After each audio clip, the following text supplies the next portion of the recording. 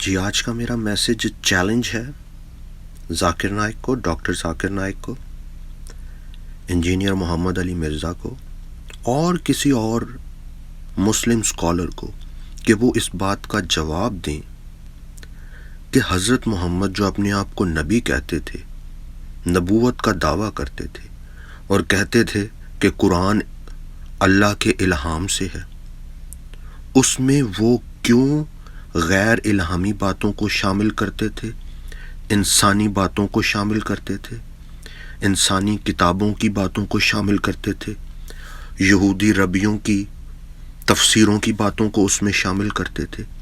اور وہ افسانوی کہانیاں جو جھوٹی کہانیاں ہیں ان باتوں کو قرآن میں شامل کرتے تھے۔ ہے کوئی مسلمان جو اس کا جواب دے یا اس پر غور کرے؟ آج کے میسج میں ہم دیکھیں گے کہ حضرت محمد نے قرآن کی 9 مزید آیات چوری کی ہوئی ہیں۔ کہاں سے چوری کی ہیں وہ ابھی میں آپ کو بتاؤں گا۔ اس سے پہلے آپ کے لیے ضروری ہے کہ اس ویک میں، یہ گزشتہ ہفتے میں نے حضرت محمد کی چوریوں پر ویڈیوز کی ایک سیریز شروع کی، اور اس میں نے ثابت کیا کہ حضرت محمد نے شاعر کی کتاب میں سے شاعری چوری کر کے قرآن کی آیت بنائی، شیطان کی شیطانیت سے شیطانی آیت چوری کر کے قرآن میں آیت بنائی، تالمود کی تفسیروں میں سے یہودیوں کی باتیں لے کر قرآن کی آیت بنائی، اور حضرت محمد پر اس کے علاوہ صحابیوں نے ایک چھوٹے لال رنگ کے انڈرویئر کے سائز کے کپڑے کی چوری کا بھی الزام لگایا۔ یہ میری گزشتہ ہفتے کی آپ ویڈیوز دیکھیں گے تو آپ کو میرے ان سارے دعووں کا جو ہے علم ثبوت کے ساتھ ملے گا۔ وہ آج کی ویڈیو کے ساتھ آپ شامل کر کے دیکھیں گے تو پھر آپ کو آج کی ویڈیو کی زیادہ بہتر سمجھ آئے گی۔ تو آج کی ویڈیو قرآن چیپٹر 69 اور ورس 44 میں اللہ نے حضرت محمد کو کہا، اور اگر یہ ہم پر کوئی بھی بات بنا لیتا تو البتہ ہم اس کا دائنا ہاتھ پکڑ لیتے، پھر اس کی شہرگ کاٹ دیتے۔ یہ اللہ کی طرف سے حضرت محمد کو وارننگ تھی کہ اگر تو قرآن میں کوئی جھوٹی باتیں بنائے گا، کوئی انسانی باتیں شامل کرے گا، کوئی اپنی طرف سے بات بنائے گا تو تیری شہرگ میں کاٹ دوں گا۔ تو اس بات کو ہمیں بار بار دہرانے کی اور یاد رکھنے کی ضرورت اس لیے ہے کہ یہ بھی ایک ثبوت ہے کہ حضرت محمد کو شہرگ کٹنے کی سزا ملی، اور اس کے لیے انجینئر محمد علی مرزا کے بیان کے بغیر ویڈیو تو مکمل نہیں ہو سکتی، تو اس لیے وہ بیان بھی سن لیتے ہیں۔ دیا گیا تھا وہ مجھے مسلسل تکلیف دیتا رہا ہے، لیکن اب تو وہ میری رگیں کاٹ رہا ہے۔ جی، اور یہ حدیث آپ کے سامنے ہے جو ثبوت ہے کہ حضرت محمد کی موت واقعہ ہوئی شہرگوں کے کٹنے سے، چوک ہو جانے سے، سکڑ جانے سے، اس زہر کی وجہ سے۔ جی، اب آج کا ٹاپک، قرآن میں 9 آیات ایسی ہیں جو حضرت محمد نے پھر یہودیوں کی کتاب سے چوری کی، وہ کتاب جو غیر الہامی ہے، وہ کتاب جو کسی تفسیر کا حصہ بھی نہیں ہے، وہ کتاب جو یہودی انسانوں نے لکھی ہے، اور وہ کتاب جو افسانوی کہانیوں کی کتاب ہے۔ اور وہ آیت کون سی ہے؟ وہ آیات کون سی ہیں؟ قرآن میں تقریباً 9 آیات ہیں۔ میں سب ریفرنسز آپ کے ساتھ نہیں آپ کو دکھا سکتا، لیکن یہ بہت کامن قرآن میں آپ ان کو تلاش کر سکتے ہیں۔ تقریباً 9 ریفرنسز ہیں جس میں شیطان نے انکار کیا حضرت آدم کو سجدہ کرنے سے۔ جب فرشتوں کے ساتھ سب فرشتوں کو آدم کو سجدہ کرنے کا حکم آیا اللہ کی طرف سے، حضرت محمد نے بنایا، تو شیطان نے انکار کیا کہ میں نے سجدہ نہیں کرنا۔ تو یہ قرآن چیپٹر 2 ورس 34 آپ کے سامنے ہے. اسی سبجیکٹ سے ملتی جلتی تقریباً 9 آیات قرآن میں موجود ہیں جہاں شیطان آدم کو سجدہ کرنے سے انکار کر رہا ہے. تو یہ جو 9 آیات قرآن میں شامل ہیں جن کو حضرت محمد اپنے نبی ہونے اور نبوت کا جو ان کا دعویٰ تھا اس کے مطابق کہ یہ اللہ کے الہام سے حضرت محمد پر نازل ہوئی ہے، یہ 9 آیات اور قرآن وہ سب جھوٹ ہے، کیونکہ حضرت محمد نے یہ 9 آیات اور ان کا متن چوری کیا ہے یہودیوں کی کتاب سے.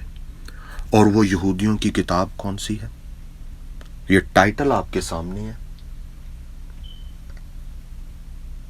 The life of Adam and ایو. آپ کہیں گے یہ تو کوئی انگلش کی کتاب لگتی ہے اور آج کل کے دور کی ہوگی، کوئی یہودیوں اور مسیحیوں کی سازش ہوگی قرآن کے خلاف. نہیں، یہ ایسا نہیں ہے. یہ ٹرانسلیشن ضرور ہے، لائف آف ایڈم اینڈ ایو، اور یہ انگلش میں ہے، لیکن یہ ٹرانسلیشن کی گئی اس کی یونانی زبان کی ایک کتاب اپوکلپس آف موزس اس سے، اور وہ کتاب بھی یہودیوں کی لکھی ہوئی کتاب ہے. اور وہ کتاب اس کا دور 2 اور 3 سنہ عیسوی سے جا کے ملتا ہے، یعنی حضرت محمد اور اسلام کے وقت سے پہلے. اب اس کا میں آپ کو متن دکھانے لگا ہوں. یہ ہے اس کتاب کی انگلش ٹرانسلیشن کا متن جہاں سے حضرت محمد نے یہ آئیڈیا لیا، یہ چیز چوری کی کہ آدم کو سجدہ کرنے کا انکار ہوا ابلیس کی طرف سے. یہ میں جلدی سے آپ کو اس کی ٹرانسلیشن بول دیتا ہوں تاکہ جو لوگ انگلش کو نہیں سمجھ سکتے ان کو سمجھ آ جائے. اس میں یہ ابلیس کا بیان اس کتاب میں بنا کر افسانوی طور پر، یہ ایک افسانوی کتاب ہے، کوئی یہودیوں کی تفسیر بھی نہیں ہے. تو اس میں شیطان کی طرف سے ایک بیان اس میں یہ لکھا ہوا ہے کہ شیطان نے کہا کہ میں اور میخائیل فرشتہ ہمیں بلایا گیا اور کہا گیا سب فرشتوں کے ساتھ کہ خدا کی شبیہ کے آگے سجدہ کرو. اور میخائیل فرشتے نے سب سے پہلے سجدہ کیا، اور پھر میخائیل فرشتے نے مجھے بلایا کہ تم بھی خدا کی اس شبیہ کے سامنے سجدہ کرو، اور میں نے اسے جواب دیا کہ مجھے سجدہ کرنے کی کوئی ضرورت نہیں.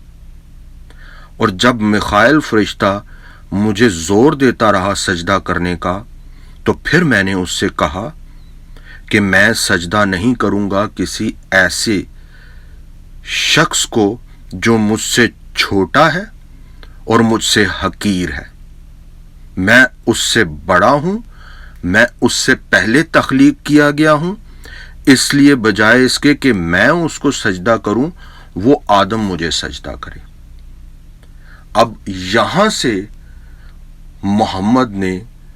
اپنے قرآن کا الہام لیا ہے، یعنی یہ کتاب حضرت محمد کے لیے لوح محفوظ ہے، اور اس کتاب کو لکھنے والے یہودی حضرت محمد کے لیے اللہ ہے. یا پھر کوئی مسلمان مجھے بتائے کہ یہودی مدرسے تو بہت تھے سعودی عرب میں حضرت محمد کے دور میں. تو حضرت محمد کس یہودی مدرسے میں جا کے یہودی عالموں اور ربیوں ان کی گود میں بیٹھ کے تو یہ افسانوی باتیں سیکھ کے آ جاتے تھے؟ کوئی مسلمان اس کا جواب دے اور ہمیں سمجھائے. تو آج کی ویڈیو میں ہم نے جو اس واقعے سے، اس قرآن کی آیت سے کہ شیطان نے انکار کر دیا آدم کو سجدہ کرنے سے، اس سے ہم نے سیکھا یہ ہے کہ اسلام کی پول کھل کر سامنے آ گئی ہے. اللہ کی وحدانیت وہ بھی ختم ہو جاتی ہے، کیونکہ یہ شرک ہے کہ اللہ کو اگر آپ خدا سمجھتے ہیں اور خدا کے برابر آپ کسی انسان کو سجدہ دینے کا قرآن میں حکم دے دیں 9 مرتبہ، اور جس کو 9 مرتبہ مسلمان ریسائٹ کرتے ہیں، حفظ کرتے ہیں، یاد کرتے ہیں، وہ ایسے ہی ہے جیسے وہ بھی سجدہ کر رہے ہیں اس آدم کو، اس چیز کو بار بار دہرانا اور پڑھنا۔ تو میرا جواب، میرا سوال یہ ہے کہ حضرت محمد کے اوپر الہام کا نزول، اس کا دعویٰ ختم ہو جاتا ہے، حضرت محمد جھوٹے نبی ثابت ہوتے ہیں، اور یہاں پر اللہ بھی جھوٹا خدا ثابت ہوتا ہے، جس کی وحدانیت تو ختم ہو گئی، جس کی توحید تو ختم ہو گئی، کیونکہ اس نے اپنی توحید میں ایک خاکی انسان کو شامل کر لیا۔ اور یہاں پہ شیطان کا کردار، وہ شیطان بھی ایک اور واحد ہے، جیسے اللہ ایک اور واحد ہے، وہ شیطان بھی ایک اور واحد ہے۔ مسلمانوں، وہ آپ کے لیے ہیرو بن جاتا ہے اس سارے کانٹیکسٹ کے مطابق، کیونکہ وہ شرک کو سجدہ نہیں کر رہا، وہ کسی خاکی کو سجدہ نہیں کر رہا، وہ کسی مخلوق کو سجدہ کرنے سے انکار کر رہا ہے۔ ہاں، اگر کوئی ایسی ہستی ہے جو خاکی نہیں ہے اور جو ابلیس اور شیطان سے پہلے بھی موجود ہے، اور وہ انسانی روپ میں آئے، کیونکہ وہ نہ وہ خاکی ہے اور وہ خالق ہے ابلیس کی بھی اور آدم کی، اور وہ اپنی پیدائش سے پہلے آسمانوں میں موجود ہے، اور وہ اگر انسانی روپ میں آ جائے تو اس کو سجدہ جائز ہے۔ یہ دانیل کی کتاب، اس کا 7واں باب اور اس کی 14ویں آیت، 13 اور 14 ورس آپ کے سامنے ہے۔ یہ خدا کے الہام سے بھی ہے، اور اس میں جس آدمزاد انسان جیسی کسی ہستی کو، اس کی پرستش، اس کی عبادت، اس کی خدمت کی بات کی جا رہی ہے، اس کی سلطنتیں، اس کی عظمتیں، اس کی حشمت جس کی بات کی جا رہی ہے، یہ ہے وہ آدمزاد جس کو سجدہ جائز ہے، کیونکہ نہ تو یہ خاکی ہے اور نہ یہ مخلوق ہے، یہ آسمانوں سے آیا، اس نے انسانی روپ لیا، اور دانیل نبی جو بات بیان کر رہا ہے یہ خدا کے الہام سے ہے، یہ کسی افسانوی کتاب سے نہیں ہے، یہ کسی انسانی کتاب سے نہیں ہے، یہ کسی تفسیر سے نہیں ہے جیسے حضرت محمد نے چوری کی ان کتابوں سے۔ تو اس میں لکھا ہے خدا کے الہام کی بات،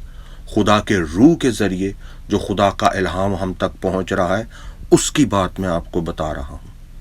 میں نے رات کو رویا میں دیکھا، اور کیا دیکھتا ہوں کہ ایک شخص آدم ذات کی مانند آسمان کے بادلوں کے ساتھ آیا اور قدیم الایام تک پہنچا، وہ اسے اس کے حضور لائے، اور سلطنت اور حشمت اور مملکت اسے دی گئی، تاکہ سب لوگ اور امتیں اور اہل لغت اس کی خدمت گزاری کریں۔ اس کی سلطنت ابدی سلطنت ہے جو جاتی نہ رہے گی، اور اس کی مملکت لازوال ہوگی، یعنی اس کی مملکت کبھی ختم نہیں ہوگی، اور اس کی سلطنت ابدی ہے۔ اس کا مطلب یہ ہے کہ اس کا کوئی ٹائم زون نہیں ہے، اس کا کوئی کیلنڈر نہیں ہے اس کی سلطنت کا۔ لیکن آپ کے ذہن میں ایک سوال ضرور پیدا ہوگا، سننے والے اور پڑھنے والے کے ذہن میں، تو یہاں پر تو یہ سب کچھ اس آدم ذات کو دیا جا رہا ہے، تو اس کا مطلب کیا اس کے پاس پہلے نہیں تھا؟ تو پھر وہ آدم ذات خدا یا خالق کیسے ہو سکتا ہے؟ یہ ریفرنس جو آپ کے سامنے میں نے پڑھا ہے، یہ خداوند یسوع مسیح کے لیے ہے۔ تو یہ سوال جب آپ کے دل میں پیدا ہوگا کہ اس کے دیا جائے گا، اس کا مطلب ابھی اس کے پاس نہیں ہے کیا؟ تو اس کا جواب میں آپ کو خدا کے کلام میں سے دیے دیتا ہوں۔ یوحنا کی انجیل، اس کا 17واں باب اور 5ویں آیت، 4تھی آیت سے پڑھ لیتے ہیں۔ خداوند یسوع مسیح آسمانی باپ کے ساتھ بات چیت کر رہے ہیں، اور وہ کیا فرما رہے ہیں؟ جو کام تو نے مجھے کرنے کو دیا تھا، اس کو تمام کر کے میں نے زمین پر تیرا جلال ظاہر کیا، اور اب اے باپ، تو اس جلال سے جو میں دنیا کی پیدائش سے پیشتر تیرے ساتھ رکھتا تھا مجھے اپنے ساتھ جلالی بنا دے۔ تو اس کانٹیکس سے ہمیں پتہ چلتا ہے، اس ریفرنس سے ہمیں پتہ چلتا ہے کہ خداوند یسوع مسیح وہ جلال، وہ اختیار، وہ عزت، وہ قدرت چھوڑ کر زمین پر انسانی روپ میں آئے ہیں۔ اور یہاں پر جب وہ کہہ رہے ہیں دنیا کی پیدائش سے پیشتر وہ جلال، وہ اختیار، وہ قدرت جو میں تیرے ساتھ رکھتا ہوں، اس میں پاک تثلیث کی آپ کو خوبصورت تصویر اور اس کا ثبوت بھی مل رہا ہے، اور اس سے پتہ چل رہا ہے کہ خداوند یسوع مسیح المجید ہیں اور وہ ذوالجلال ہیں۔ جلال اور تمجید میں وہ برابر ہیں خدا باپ کے۔ اب وہ کس لیے اس سارے اختیار اور قدرت اور جلال کو چھوڑ کر زمین پر آئے، میں اپنی طرف سے نہیں بتاؤں گا، خدا کے کلام کی طرف سے آپ کو بتاؤں گا۔ فلپینس چیپٹر 2 اور اس کی ورس 6 سے، اس نے اگرچہ خدا کی صورت پر تھا، خدا کے برابر ہونے کو قبضہ میں رکھنے کی چیز نہ سمجھا، بلکہ اپنے آپ کو خالی کر دیا اور خادم کی صورت اختیار کی، اور انسانوں کے مشابہ ہو گیا، اور انسانی شکل میں ظاہر ہو کر اپنے آپ کو پست کر دیا، اور یہاں تک فرما بردار رہا کہ موت، بلکہ صلیبی موت گوارا کی۔ اس مشن کی تکمیل کے لیے وہ آسمان سے اپنا جلال، اپنا اختیار، اپنی قدرت چھوڑ کر زمین پر آیا، اور اس نے خادم کی صورت اختیار کی میرے اور آپ کی نجات کے لیے۔ تو جب یہ مشن پورا ہو گیا تو اب آپ دیکھیں کہ خدا باپ اسے جلال دے رہا ہے، اور عزت اور اختیار اور پرستش اور سجدے کے لائق ٹھہرا رہا ہے۔ اسی واسطے خدا نے بھی اسے بہت سربلند کیا اور اسے وہ نام بخشا جو سب ناموں سے اعلیٰ ہے، تاکہ یسوع کے نام پر ہر ایک گھٹ نہ جھکے، خواہ آسمانیوں کا ہو، خواہ زمینیوں کا، خواہ ان کا جو زمین کے نیچے ہیں۔ اور خدا باپ کے جلال کے لیے ہر ایک زبان اقرار کرے کہ یسوع مسیح خداوند ہے۔ بیٹے نے باپ کو جلال دیا، باپ نے بیٹے کو جلال دیا، جلال میں وہ برابر ہیں، اور یہ جلال اور قدرت اور اختیار کا کلام خدا کے پاک روح کی ہدایت سے آپ تک پہنچا ہے۔ تو اس کو قبول کر لیں، افسانوی کتابوں کو، غیر الہامی کتابوں کو چھوڑ دیں، خدا کے الہام کی اس خوشخبری کو قبول کر لیں، اور وہی جو سجدے کے لائق ہے اس کے حضور آج اپنے گھٹنے جھکا دیں۔ اس کے لیے خداوند آپ کو برکت دے، آمین۔